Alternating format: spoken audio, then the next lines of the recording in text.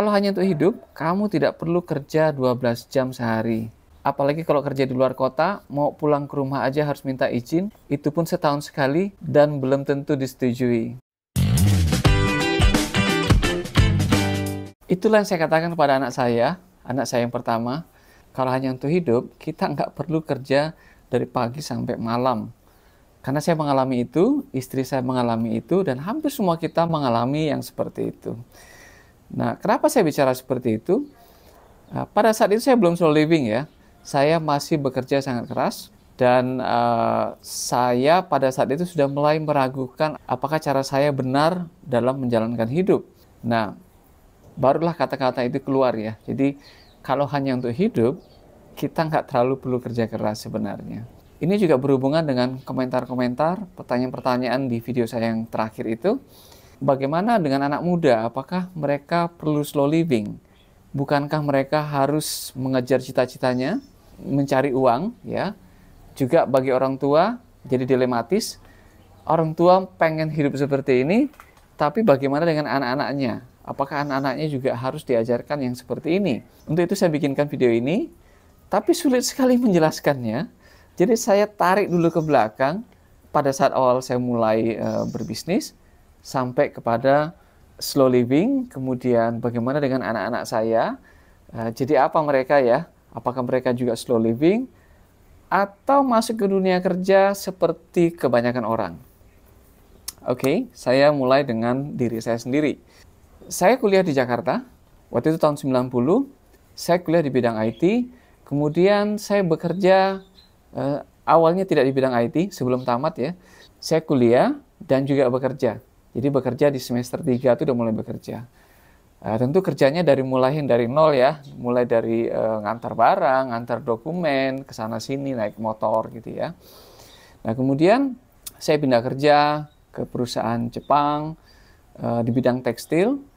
Waktu itu kantornya di Sudirman. Kemudian saya pindah lagi kerja karena saya ketemu istri saya di kantor itu, jadi tidak baik kerja suami istri di kantor ya, jadi pasangan muda. Jadi saya yang pindah ke perusahaan terakhir saya bekerja itu perusahaan Rinnai. Rinnai ini adalah perusahaan kompor gas ya. Saya bekerja di bagian ekspor. Kemudian karena orang IT-nya keluar dan orang Jepang itu tahu saya kuliah IT, saya ditugasi untuk memberesi IT. Nah dari situ barulah pekerjaan saya sinkron sama kuliah saya. Dan saya membuat ERP. Itu aplikasi ruwet ya. Singkat cerita, terjadi kerusuhan besar. Jadi saya sempat lama di perusahaan Rinnai ini membuat aplikasi. Kemudian ada kerusuhan besar tahun 98 ya. Sampai akhirnya Soeharto turun dari tahtanya ya dan digantikan oleh Habibie. Nah, pada saat itu saya pulang ke Batam. Sebenarnya bukan pulang ya. Saya berasal dari Bintan. Jadi ke Batam ini juga sebenarnya dekat-dekat Bintan. Jadi kayak pulang. Baru memulai bisnis, memulai usaha. Jadi memulai usaha di saat orang tidak bisa berusaha karena chaos ya, nggak bisa berdagang. Tapi kami mulai. Waktu itu saya bikin software. Software pertamanya adalah software tentang manufacture. Software yang saya dan teman saya buat di perusahaan Rinnai. Kita modif ulang, kemudian jadi satu produk dan mulai menjual. Tapi luar biasa susahnya. Karena baru, kemudian tidak dipercaya, juga karena di timing yang sangat tidak tepat. Akhirnya berjalan satu persatu, kita dapat pelanggan. Pada saat-saat awal itu sampai saya menukar software dengan batu bata ya. Jadi kita barter. Ini perusahaan batu bata, dia butuh software, kita bikinkan, dia bayar dengan batu bata, beberapa truk. Kemudian saya jual batu batanya. Juga saya berbarter dengan handphone. Kita jual software, kita bikinkan aplikasi, kemudian dibayar dengan handphone. Kami belum punya laptop. Pada saat demo itu kadang kita bawa PC, ya, PC dengan monitor tabung yang besar.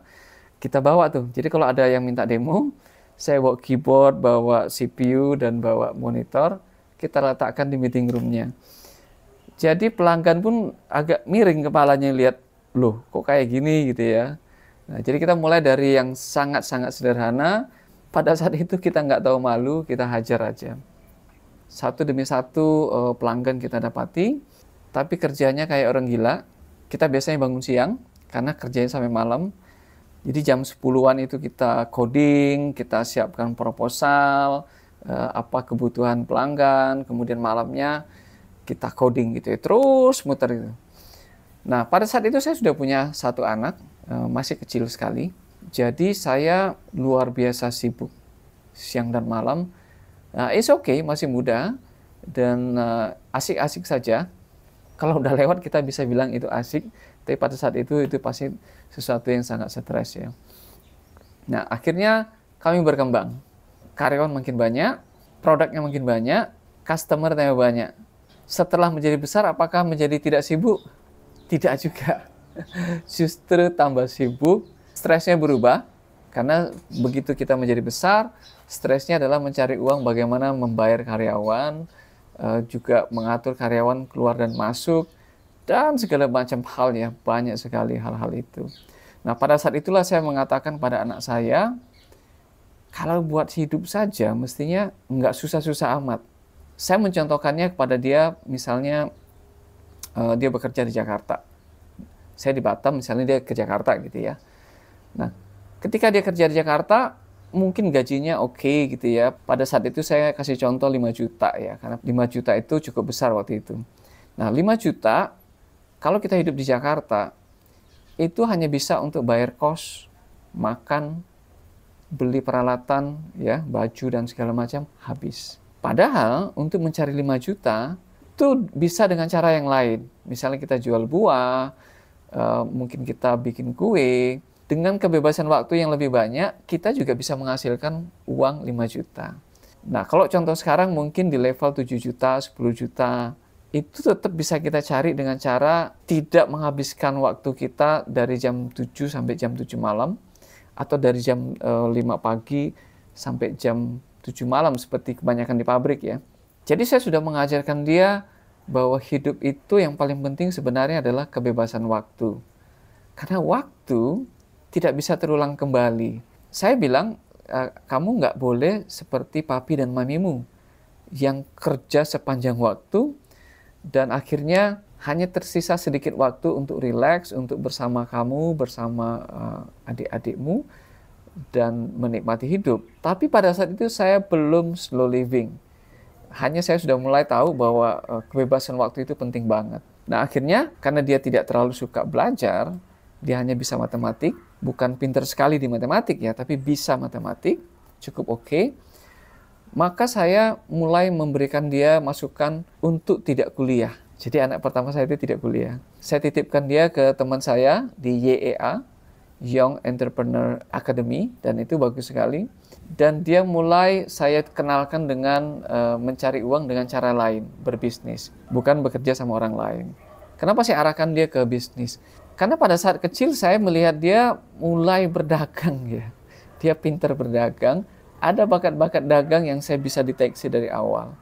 Di sekolah YA itu, di Bandung ya, sekarang udah pindah, nanti saya tulis di deskripsi. Di awal-awal masuk, dia itu sudah ditempa mentalnya luar biasa. Nah, pada saat itu dia tinggal di Bandung, kursusnya di Bandung. Mereka diangkut dengan mobil ke satu daerah yang jauh, misalnya di Bogor atau Puncak, dan disuruh pulang ke Bandung tanpa handphone, tanpa dompet, tanpa uang. Jadi anak-anak itu disuruh untuk berpikir bagaimana mereka pulang, bagaimana mereka makan, bagaimana mereka mencari kerja untuk sekedar mencari ongkos. Ada yang membantu orang di pasar, kemudian dapat uang, dia bisa pulang ke Bandung. Dan akhirnya ada yang sampai ke Bandung itu sore, dan ada juga yang malam. Anak saya juga diajarkan bagaimana membuat produk di usia yang sangat dini ya, pada saat itu paling 18 tahun. Mereka udah bisa bikin produk, minuman gitu ya, yogurt, membuat brand. Kemudian mereka rekrut orang penjual, jadi ada salesman-nya. Padahal mereka baru mulai bisnis ya. Mereka diajarkan bagaimana juga menjual produknya secara offline. Kemudian dia diajarkan berjualan di pinggir jalan, harus permisi dengan preman. Waktu itu mereka produknya berbagelan. Dan akhirnya lama-lama mentalnya terbentuk. Nggak tahu malu, PD-nya luar biasa, sehingga dia menjadi orang yang berbeda. Pada saat dia selesai kursus itu, dia mulai bisnis, dan semuanya gagal. Gagal di saat dia belum punya tanggung jawab, itu penting banget. Dan itu perlu, supaya stok gagalnya habis, nanti ke depan tinggal stok sukses. Jadi gagal,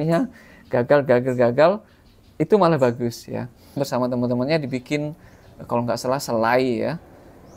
Wah semangat sekali jualan gitu ya, akhirnya bubar. Kemudian dia buat interior design, karena dia ngekos di apartemen ya, di apartemen itu masih banyak kosong, orang butuh renovasi dan segala macam, maka dibuka sama temennya, dia minta uang 2,5 juta bersama temannya jadi 5 juta. 3-4 bulan kemudian tutup. It's fine, ini biaya murah untuk belajar bisnis. Setelah itu saya ajak dia untuk menjalankan sebuah bisnis bersama saya. Jadi dari Bandung, saya minta dia tinggal ke Jakarta. Mulailah saya menjual aplikasi, bagaimana membuat aplikasi Android dan iOS tapi tanpa coding. Nah itu cukup sukses. Nah bersama dia, berdua saja, itu kita keliling kota. Dan pada saat itu mentalnya sudah baja banget. Jadi dia bisa tuh masuk ke hotel, kemudian dia minta ketemu dengan manajernya. Ini tanpa saya ya, dia sendiri ya. Waktu itu dia dengan pakaian yang anak muda banget, secara penampilan nggak meyakinkan. Kemudian dia tanya bagaimana menyewa ruangan, kemudian makan siangnya, dan segala macam. Dia punya mental yang sangat bagus dan melebihi saya pada saat muda. Dia menjalankan bisnisnya dengan baik. Setelah saya dampingi kira-kira di 6 bulan pertama, nah sisanya itu dia jalan sendiri. Dia bicara di seminar, dia bicara di workshop, kemudian dia mengadakan workshop-workshopnya di kota-kota lain tanpa saya. Tapi itu nggak berlangsung lama, cuma setahun, karena bisnis itu hanya bisnis yang sesaat ya, ternyata nggak bisa lama. Akhirnya bisnis itu tidak dilanjutkan. Kemudian saya bilang sama dia, dia perlu tahu dunia kerja. Kemudian saya titipkan dia ke tempat teman ya, sebuah startup juga di bidang software. Pada saat mulai kerja saya bilang, kamu nggak boleh lama-lama di sini. Cukup setahun saja. Karena saya juga khawatir kalau dia terlalu lama di sana, dia akan bekerja seperti papi maminya dulu, seperti saya gitu ya. Jadi dunianya balik lagi ke yang kita nggak mauin gitu ya. Akhirnya dia kerja di sana bukan setahun tapi menjadi 2 tahun. Setelah dia keluar dari perusahaan itu, dia merasa bebas. Jadi itu yang saya inginkan, supaya dia tahu bahwa dunia kerja seperti apa. Kalau hanya untuk hidup saja, dia bisa ngerjakan yang lain dengan kebebasan waktu yang lebih banyak. Terus dia ngerjain apa sekarang? Jadi berkat pengalaman yang sudah-sudah, dia ikut saya, kemudian dia juga pernah dapat gemblengan I.O. waktu dia di akademi itu ya, YEA. Juga pada saat saya menjalankan bisnis bersama dia kenal banyak orang, ngerti bagaimana berbisnis, dan akhirnya dia mendapat proyek-proyek bisnis I.O. yang cukup besar, yang sekali selenggara bisa makan untuk setengah tahun gitu ya. Jadi pendapatannya cukup baik, walaupun itu tidak setiap bulan, eventnya tidak banyak, tapi itu sudah sangat bisa membantu dia untuk hidup dengan lumayan, bukan hidup dengan kaya. Karena dia juga modelnya tidak terlalu membeli macam-macam, tidak konsumtif, belum slow living, tapi sudah menerapkan kontrol keinginan yang baik, sehingga dia bahagia saja. Dan saatnya ketika mereka married, ini yang tidak bisa saya lakukan tapi bisa dia lakukan. Dia berbulan madu 51 hari ke banyak negara dengan biaya yang sangat minim. Dia bisa tidur dengan hotel yang murah. Dia jalan dengan cara semi backpacker bersama istrinya itu. Dia ke Singapura, dia ke Malaysia, dia ke Bangkok, dia ke Vietnam, dan dia tidak diburu waktu. Jadi kalau di Vietnam itu bisa 2 minggu, ya kemudian di Malaysia dia bisa 1 minggu, di Bangkok dia bisa 2 minggu. Itu bisa dia lakukan karena dia tidak bekerja secara formal. Di luar event-event I.O. yang dia selenggarakan, yang besar itu setahun 2 kali, berarti itu adalah basis income-nya dia. Kemudian dia juga men-DJ. Dia suka musik, dia menjadi DJ tapi lagu blues. Jadi bukan yang disco, tapi yang sifatnya nge-blues ya. Kafe-kafe yang relax ya. Kemudian dia juga suka dance masa kini gitu. Dia juga kadang-kadang menjadi juri di Bangkok, dia diundang ke sana. Nah itu adalah pendapatan-pendapatan yang tambahan. Kadang-kadang juga dia ke Bali, kalau dia diundang ke Bali, misalnya ada event 1 minggu, itu sekali nge-DJ lumayan dapatnya, dan itu tidak tiap hari. Dan itu membuat hidupnya menjadi bebas waktu. Tapi pada saat dia sibuk sekali, tapi kebebasan waktunya bisa dia atur. Itu membuat hidup menjadi lebih hidup. Dia bebas, dia mau pulang ke Batam, dia tinggal pulang. Ya tentu diatur waktunya, tidak setiap saat. tapi jauh lebih bebas ketimbang kalau dia bekerja di perusahaan orang. Kemudian anak saya yang kedua, saya punya 3 anak ya. Yang kedua cewek, dia kuliah di UPH di Jakarta, sempat juga bekerja pada saat magang, waktu itu COVID ya. Kebetulan saya memulai bidang baru, microgreens. Saya juga heran pada diri saya, kok mau bisnis yang kecil gitu ya. Pada saat itu saya jual benih, dan untungnya hanya Rp10.000. Dan saya lakukan. Pada saat itu kita stok barangnya di kosnya anak saya itu, saya beli benih kiloan, kemudian dibungkus kecil-kecil, dia stok di kamar kosnya, pada saat ada yang belanja, jualan gitu ya. Nah, bisnis itu lama-kelamaan berkembang, setelah 4 tahun ini menjadi besar dan menjadikan dia tidak perlu kerja di kantor, pendapatan dia lebih kurang sama dengan kerjaan di kantor, tapi dia di rumah. Dan sekarang dia udah married dengan orang Korea yang sudah lama tinggal di Indonesia. Suaminya bekerja, dianya di rumah, tapi juga punya pendapatan. Penting sekali suami istri punya pendapatan, karena pada saat salah satunya meninggal, kita tetap bisa hidup dan tidak kebingungan. Dan anak saya yang ketiga masih di Jerman, masih kuliah, tapi juga sudah mulai bekerja. Alhamdulillah, dengan demikian biaya saya juga semakin ringan.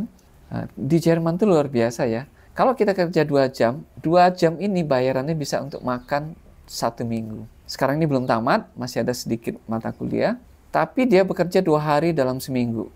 Kira-kira berarti dalam 1 bulan itu dia bekerja 8 hari ya. Itu sudah bisa untuk mengcover biaya hidupnya dalam 1 bulan. Saya nggak tahu struktur ekonomi seperti apa, tapi Jerman bisa melakukan hal itu. Sebenarnya saya ingin dia menjadi penulis, tidak harus jadi pengusaha. Saya tidak seperti orang-orang lain yang misalnya kalau dokter, anaknya jadi dokter. Pengusaha, kalau bisa anaknya jadi pengusaha. Enggak. Saya mau anak saya menjalankan hidupnya sesuai dengan yang diinginkan, apapun bidangnya. Jadi kita support saja. Kalau yang pertama nggak suka kuliah, maka kita lihat, ternyata dia suka musik, dia suka dance ya. Ya udah, dia boleh mendalaminya. Kemudian untuk makan yang basicnya, dia menjadi EO ya. Jadi event organizer. Mungkin suatu saat yang ketiga ini ya, yang perempuan juga di Jerman bisa jadi penulis. Tapi saat ini dia bekerja sebagai bukan guru tapi semacam guru di TK-nya di Jerman. Karena di Jerman itu anak-anak nggak diajarin. Pada saat kecil itu hanya disuruh main. Jadi misalnya dia manjat-manjat gitu ya, itu dibiarkan aja. Tidak seperti orang tua di Asia yang kalau anaknya manjat kita langsung buru-buru suruh turun karena takut jatuh ya. Kalau di sana dibiarin sampai jatuh. Kalau jatuh nanti ditanya, kenapa? Sakit. Kalau dia bilang enggak, ya sudah. Tapi kalau sakit nanti dibantuin gitu ya. Kalau dia nangis baru didekati. Dan pada saat didekati juga enggak langsung digurui ya. Ditanyain kenapa dan dibiarkan dia bercerita, dia mengungkapkan apa yang terjadi dengan dirinya. Pada saat anak saya memberikan suatu masukan ke dia, itu dengan bahasa yang lengkap, bahasa yang formal. Supaya anak itu sudah terbiasa dengan bahasa yang lengkap. Jadi benar-benar cara mendidik anak di Jerman berbeda dengan di Indonesia. Jadi saya khawatir kalau dia pulang ke Indonesia, dia nggak bisa menerapkan ilmunya. Jadi saya bilang sama dia, silahkan aja kerja di sana. Kalau dia suka tinggal di Eropa, silahkan aja, nggak ada masalah. Nggak pulang juga nggak apa-apa. Anak-anak kita punya hidupnya masing-masing. Dan satu yang saya tekankan sejak awal, kebebasan waktu itu penting. Dengan bebasnya waktu, kita bisa jadi bahagia. Dan suatu saat saya yakin dia akan juga menjadi slow living dan tetap punya pendapatan yang bisa membiayai hidupnya. Saya rasa demikian video ini untuk menjawab apakah anak muda perlu slow living atau tidak. Mungkin tidak slow living seperti ini, tapi dia sudah memilih pekerjaan yang kira-kira bisa membebaskan dia dari segala macam keterikatan. Menjadi bebas itu adalah penting. Karena hidup ini, goals utamanya adalah bahagia, bukan menjadi kaya. Tapi dengan bahagia, dengan kita bebas waktu, kita juga bisa menjadi kaya. Terima kasih sudah menonton, sampai ketemu dengan video lainnya.